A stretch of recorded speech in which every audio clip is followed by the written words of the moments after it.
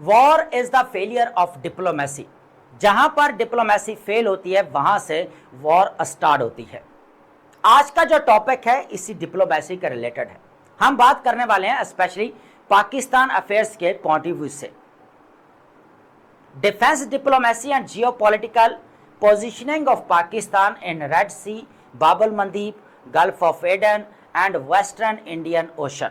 आप simple words में यूं भी कह सकते हैं Pakistan defence diplomacy, footprints in Red Sea and Horn of Africa.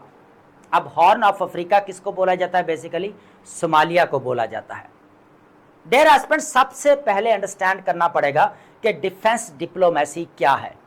Pakistan की डिफेंस डिप्लोमेसी के पीछे जो सक्सेस स्टोरी है वो क्या है। पाकिस्तान इस रीजन के अंदर अपना इन्फ्लुएंस क्यों बढ़ाना चाहता है? अगर इन्फ्लुएंस बढ़ाता है तो पाकिस्तान के लिए क्या क्या अपॉर्चुनिटीज हो सकती हैं और इसके साथ साथ क्या क्या स्ट्रैटेजिक रिस्क्स भी हो सकते हैं। और लास्ट में हम बात करेंगे पॉलिसी मेजर्स की। डियर एस्पिरेंट्स, इसके ऊपर डिटेल्ड डिस्कशन करने से पहले I am with you MC sir और मैं कवर करता हूं current affairs, Pakistan affairs, international relations and global politics for CSS and PMS exams preparation. तो सबसे पहले अंडरस्टैंड करते हैं कि डिफेंस डिप्लोमेसी बेसिकली क्या है। देखिए, डिफेंस डिप्लोमेसी को मिलिट्री डिप्लोमेसी भी कहा जाता है। जब कोई भी स्टेट मिलिट्री कैपेबिलिटीज को यूज करते हुए फॉरेन पॉलिसी के ऑब्जेक्टिव्स और गोल्स एंड नेशनल इंटरेस्ट्स को हासिल किया जाता है, गेन किया जाता है। ठीक है, लेकिन इसको आप डिफेंस कॉपरेशन भी बोल सकते हैं। मिलिट्री टू मिलिट्री हमें रिलेशन देखने को मिलता है जिसके अंदर joint military exercises and trainings होती हैं।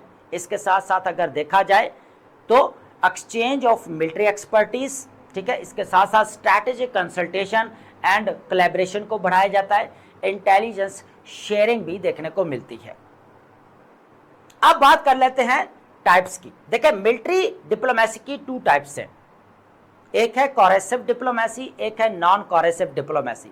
जैसा कि आपको फ्रेज से भी पता चल रहा होगा, कोरेसिव मींस प्रेशर बिल्ड करना by force. For example A and B, two state है। ए क्या करती है? बी के ऊपर प्रेशर बिल्ड करती है या अग्रेसिव एक्शन जो है वो लेती है। क्यों लेती है? ताकि ए अपने नेशनल इंटरेस्ट या फॉरेन पॉलिसी के जो ऑब्जेक्टिव्स हैं उनको हासिल कर सके। ठीक है, इसको बोला जाता है कोरेसिव डिप्लोमेसी। इसी तरह एग्जांपल ले लेते हैं यूएस और वेनेजुला की। यूएसए ने क्या किया? बाय फोर्स वेनेजुला के ऊपर कंट्रोल हासिल किया और प्रेसिडेंट मदुरो को अरेस्ट किया और उसके बाद से नेशनल इंटरेस्ट जो है यहाँ पर यूएसए ने अपने हासिल किए। ठीक है, अब बात करते हैं नॉन कोरेसिव डिप्लोमेसी की। नॉन कोरेसिव डिप्लोमेसी के अंदर क्या होता है? बेसिकली जब स्टेट्स पीसफुली मिलिट्री कैपेबिलिटीज को यूज करती हैं, रिसोर्सेस हैं उसके अंदर, पर्सनल आ सकते हैं, इंफ्रास्ट्रक्चर्स आ सकते हैं। ठीक है, इनको यूज करते हुए फॉरेन पॉलिसी के जो ऑब्जेक्टिव्स हैं या नेशनल इंटरेस्ट हैं उनको गेन किया जाता है, हासिल किया जाता है। ठीक है, अब हम बात करते हैं कि पाकिस्तान की जो डिफेंस डिप्लोमेसी के पीछे सक्सेस स्टोरी क्या है। कब से हमें डिफेंस डिप्लोमेसी उभरते हुए नजर आई? ज्यादा दूर नहीं जाएंगे, हम बात करेंगे मई 2025 की।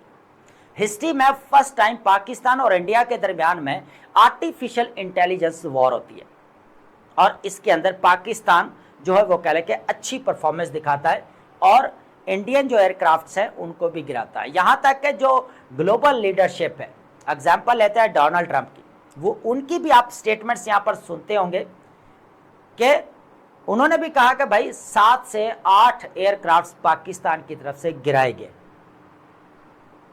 ठीक है, तो पाकिस्तान को वहां पर भी सक्सेस हासिल हुई।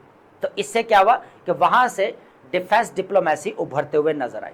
इसके बाद मिडिल ईस्ट के अंदर यूएसए और इजराइल ने ऑपरेशन एपेक फ्यूरी स्टार्ट किया ईरान के अगेंस्ट।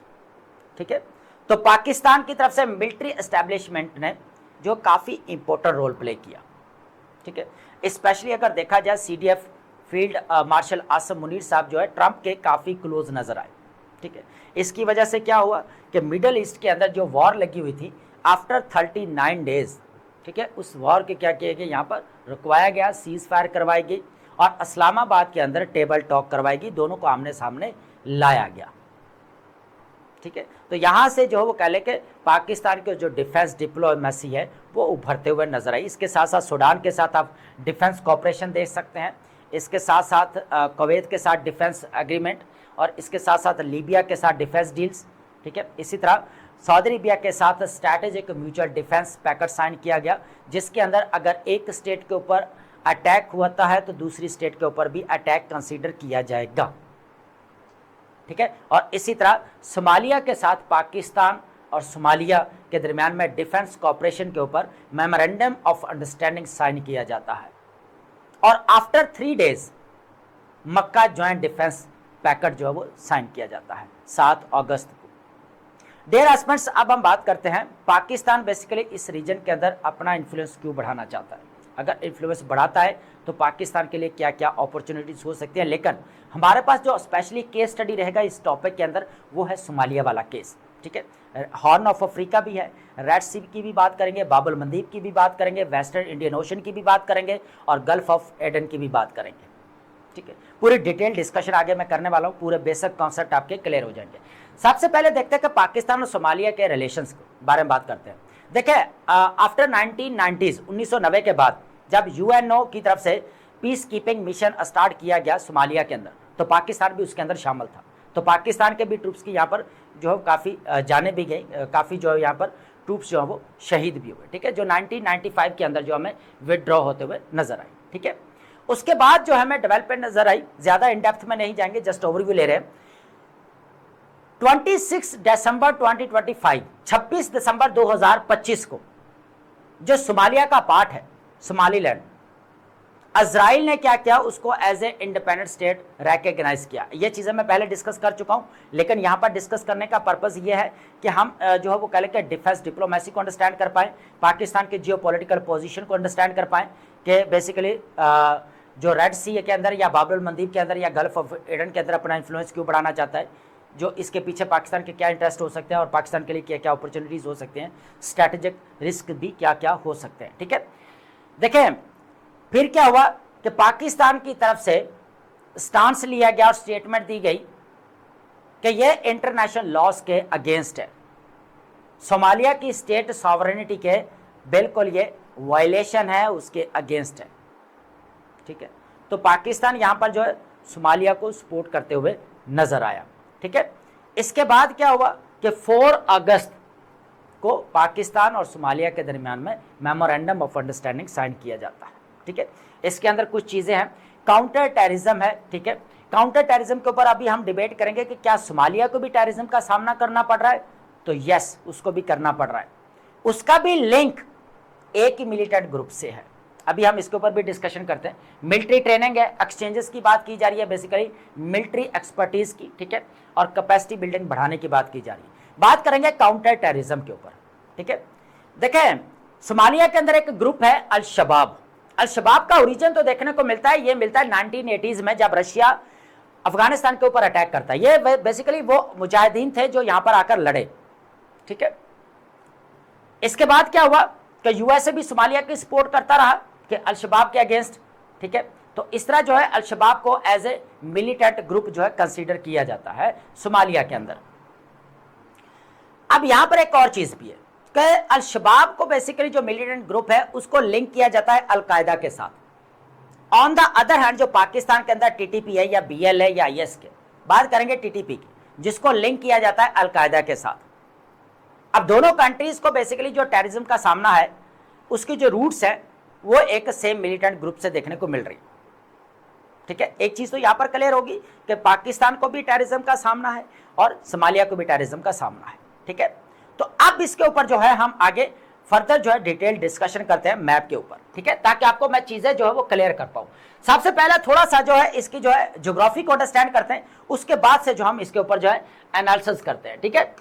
देखें सबसे पहले अगर देखा जाए तो यहां पर आता है रेड सी, ठीक है, ये, और यहां पर आता है इजराइल, और ये आपके पास सऊदी अरेबिया है, यहां पर बाब अल मंदीब है, इस जगह पर जो है वो कह लें कि गल्फ ऑफ एडन है, ठीक है, और इस जगह पर क्या है, हौदीज हैं, और इस जगह पर एसटीसी है।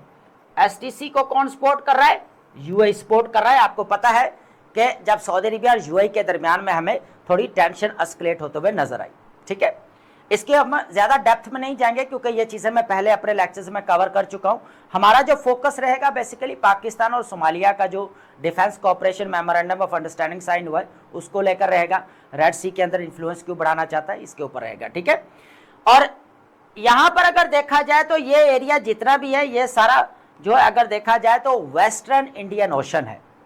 ठीक है, और यहाँ पर ये जो नजर आ रहा है, ये जो हमें सींग की तरह नजर आ रहा है हॉर्न, इसको बोला जाता है horn of Africa, eastern Africa है, और ये इसको सोमालिया बेसिकली बोला जाता है।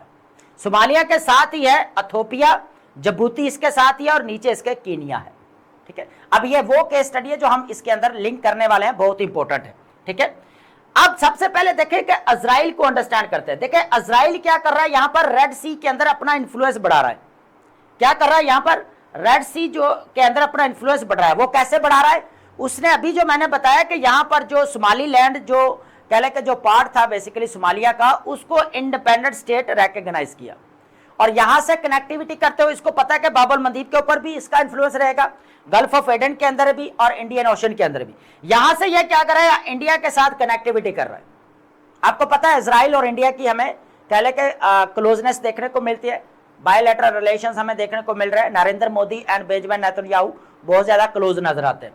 अब यहां से इंडिया क्या करता है, ये इथोपिया के साथ अपने बायलैटरल एंड डिप्लोमेटिक रिलेशंस को डेवलप करता है। ठीक है, अब यहां पर अगर देखा जाए तो इथोपिया और सोमालीलैंड के अंदर इजराइल और इंडिया का इन्फ्लुएंस है, और सोमालिया को कौन सपोर्ट कर रहा है, टर्की एंड सऊदी अरेबिया। और इससे पहले यूएसए भी मिलिट्री सपोर्ट कर चुका है, किसके अगेंस्ट, अल शबाब मिलिटेंट ग्रुप के अगेंस्ट। ठीक है, लेकिन अब हम बात कर लेते हैं थोड़ा सा सऊदी अरेबिया की। देखिए सऊदी अरेबिया को बेसिकली सिक्योरिटी चैलेंजेस का सामना करना पड़ रहा है। इंडिविजुअल लेवल पर अगर देखा जाए तो पाकिस्तान को भी करना पड़ रहा है और टर्की को भी करना पड़ रहा है। ठीक है, इसी तरह जो है वो कह लेके सऊदी अरेबिया को भी करना पड़ रहा है। तो इधर से क्या है कि यहाँ पर हौदीज हैं और यहाँ पर जो है एसटीसी है, लेकिन जो सऊदी अरेबिया की डिपेंडेंसी है वो ग्लोबल चोक पॉइंट्स के ऊपर है। एक चोक पॉइंट के ऊपर ईरान का कंट्रोल है और दूसरी के ऊपर किसका कंट्रोल है, हौदीज का कंट्रोल है यहाँ पर। ठीक है, तो इन दोनों का कंट्रोल है, तो अब यहाँ पर सिक्योरिटी प्रोटेक्शन चाहिए।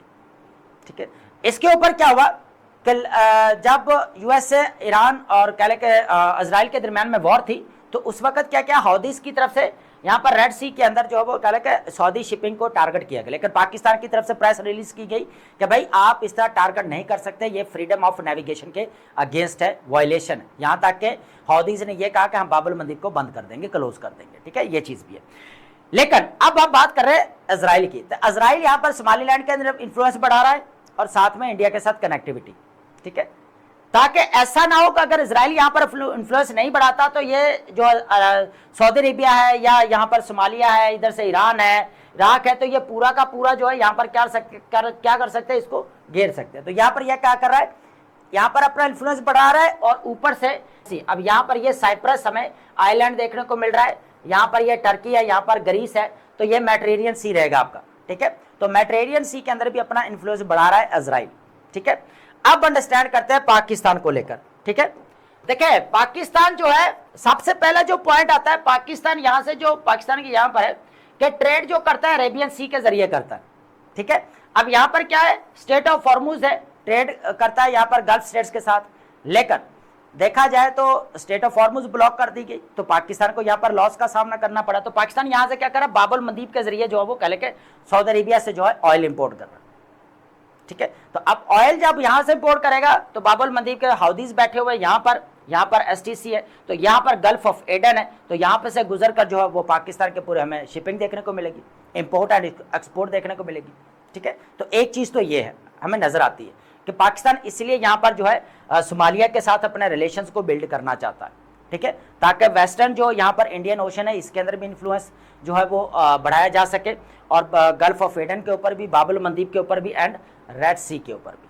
ठीक है, क्योंकि इधर अगर देखा जाए तो सऊदी अरेबिया का पूरा जो हमें कंट्रोल देखने को मिल रहा है रेड सी के अंदर।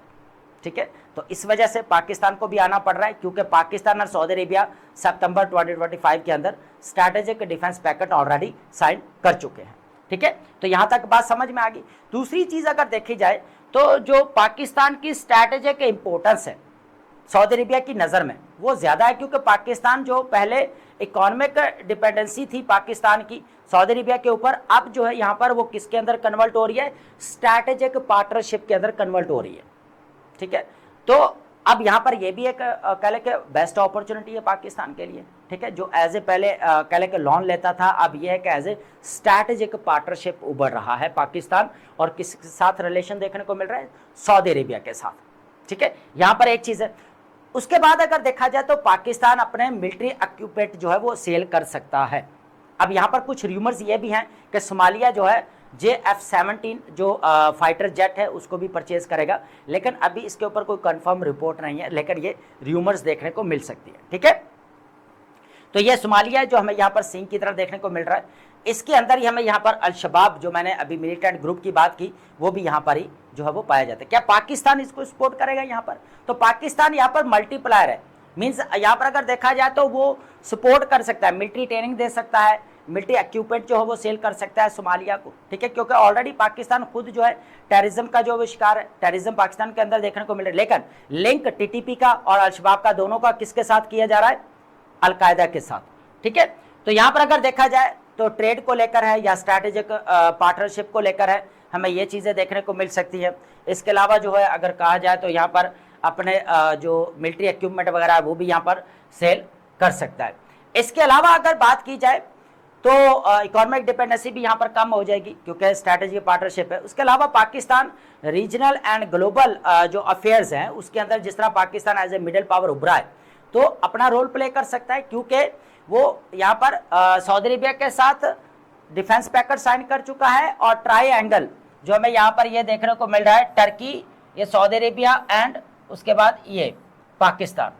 ठीक है, तो ये ट्राइलैटरल डिफेंस पैकेज भी हमें देखने को मिल रहा है। ठीक है, तो इससे क्या होगा, Pakistan regional and global affairs के अंदर अपना रोल प्ले कर सकता है एज ए मेडिएटर या एज ए पीस मेकर। ठीक है, जो पाकिस्तान की फॉरेन पॉलिसी का हिस्सा भी है। ठीक है, तो यहां तक एक चीज क्लियर होगी कि पाकिस्तान के लिए अपॉर्चुनिटीज क्या है। अब बात करते हैं कि पाकिस्तान के लिए चैलेंजेस क्या क्या हो सकते हैं। ठीक है, अब क्योंकि यहां पर तो इजराइल जो है ऑलरेडी अपना इन्फ्लुएंस बढ़ा रहा है सोमालीलैंड के अंदर, क्योंकि यूएई का भी जो है पोर्ट के ऊपर सबसे ज्यादा इन्वेस्टमेंट देखने को मिलती है, इधर से इथियोपिया है, तो इन दोनों का इजराइल और इंडिया के साथ कनेक्शन है। ठीक है, और इधर से पाकिस्तान, टर्की, और ये ट्रायंगल हमें यहां पर देखने को मिल रहा है सोमालिया के अंदर, तो ये चीज भी है। ठीक है, अब बात करते हैं पाकिस्तान के स्ट्रैटेजिक रिस्क क्या क्या हो सकते हैं पाकिस्तान के लिए। सबसे पहले तो यह कि स्ट्रैटेजिक ओवर एक्सटेंशन।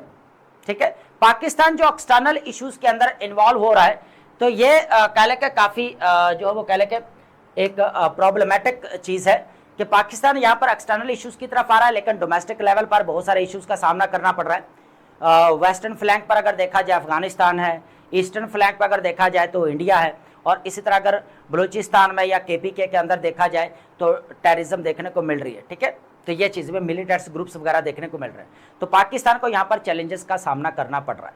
ठीक है, उसके अलावा अगर देखा जाए तो पाकिस्तान के पास जो है वो कह लें कि एक तो जो फाइनेंशियल सपोर्ट होनी चाहिए वो भी नहीं है, दूसरा अगर देखा जाए जियो पोलिटिकल कह लें कि यहाँ पर कैपेसिटी होनी चाहिए वो भी नहीं है। ठीक है, इसके बाद जो एक परसेप्शन यहाँ पर क्रिएट हो सकती है एज ए प्रॉक्सी, कि पाकिस्तान जो है एज ए प्रॉक्सी काम कर रहा है किसके लिए, जो है वो कह लें कि सऊदी अरेबिया एंड टर्की के लिए। ठीक है, तो एक परसेप्शन ये भी है। उसके बाद है बैलेंसिंग इन्फ्लुएंस है वर्सेस डिपेंडेंसी, तो यहाँ पर पाकिस्तान को बैलेंस इन्फ्लुएंस यहाँ पर क्रिएट करना पड़ेगा, सबके साथ रिलेशंस बिल्ड करना पड़ेगा, लेकिन जो डिपेंडेंसी है उसको भी कम करना पड़ेगा। रियल स्ट्रैटेजिक इन्फ्लुएंस है। ठीक है, उसके बाद new forms of external dependency. अब ये यहाँ पर क्या होगा कि पाकिस्तान को ना चाहते हुए भी आना पड़ेगा, क्योंकि उसकी रीजन क्या है कि सोमालिया के अंदर कौन बैठा है, यहाँ पर टर्की एंड सऊदी अरेबिया, और उसके साथ जो है ऑलरेडी पाकिस्तान बंध चुका है, तो पाकिस्तान को यहाँ पर आना पड़ेगा। रेड सी के अंदर भी पाकिस्तान को आना पड़ेगा, क्योंकि डिफेंस पैकेज साइन करके बैठा है। अगर कह लें कि सऊदी अरेबिया को कोई इश्यू फेस करना पड़ता है देन भी पाकिस्तान को जाना पड़ेगा। उसके बाद अगर देखा जाए तो सोमालिया के अंदर अगर टर्की है यहाँ पर, तो यहाँ पर अगर कोई इश्यू होता है तो देन भी पाकिस्तान जो है यहाँ पर आएगा। ठीक है, तो आ सकता है, लेकिन देखना यह है कि जो पाकिस्तान यहाँ पर डोमेस्टिक लेवल पर इश्यूज फेस कर रहा है, क्या सऊदी अरेबिया या टर्की यहाँ पर आएगा, इस चीज को भी देखना भी बाकी है। ठीक है, तो ये चीज है। तो पाकिस्तान को अगर बात की जाए तो यहाँ पर जो पॉलिसी मेकर की अगर बात की जाए तो पाकिस्तान को एज ए बैलेंसिंग अप्रोच के साथ चलना पड़ेगा। स्पेशली ईरान के साथ भी अपने रिलेशंस को बिल्ड करना पड़ेगा, क्योंकि यहाँ पर जो बाबुल मंदीब के ऊपर किसका कंट्रोल है अगर देखा जाए तो वो है बेसिकली हौदीज का कंट्रोल है, ठीक है। और दूसरी तरफ यूएई के साथ भी अपने रिलेशंस को बिल्ड करना पड़ेगा, उसके साथ भी बैलेंसिंग एक्ट के साथ चलना पड़ेगा। जितने भी ग्लोबल पावर्स हैं, चाइना है, यूएस है, इसके साथ भी जो अपने रिलेशंस को मेंटेन रखना पड़ेगा। और एज ए मिडिल पावर होने के नाते पाकिस्तान जो है वो कह लेके अपने कह लेके डिफेंस सिस्टम को भी यहाँ पर स्ट्रॉन्ग कर सकता है, क्योंकि ऑलरेडी जो वो 2 डिफेंस पैकेट साइन कर चुका है सऊदी अरेबिया और टर्की के साथ। क्योंकि टर्की वाला और ये तो ट्राइलैटरल डिफेंस पैकेट है, उससे पहले तो हमें बायलैटरल डिफेंस पैकेट देखने को मिला, ठीक है। तो आई होप आपने इस वीडियो को अंडरस्टैंड किया होगा।